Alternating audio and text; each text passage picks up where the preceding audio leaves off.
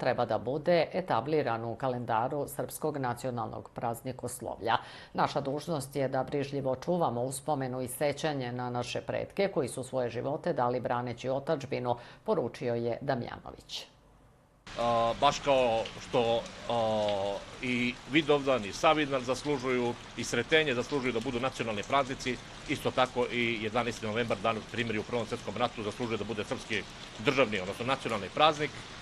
Pre svega jer je tim datumom okončana ta jedna opšta pogibelj u kojoj su Srbi dali trećinu svog stanovništva, odnosno izgubili trećinu svog stanovništva.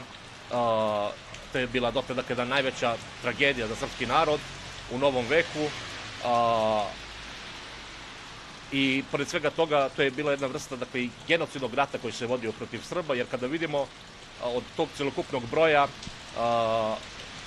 dvostruko je više civilnih žrtava bilo nego vojnih žrtava.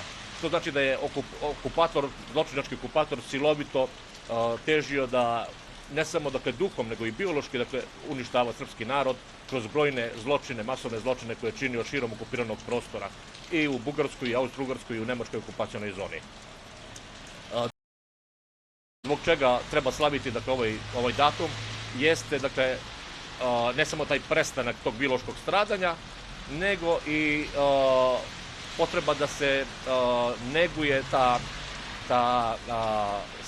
svest o značaju slobode koja je izvojevana u ovom Prvom svetskom ratu i zbog koga su Srbi u taj rat nevoljno i zakoračili, braneći pre svega te svoje elementarne i najveće ljudske vrednosti kao što je sloboda.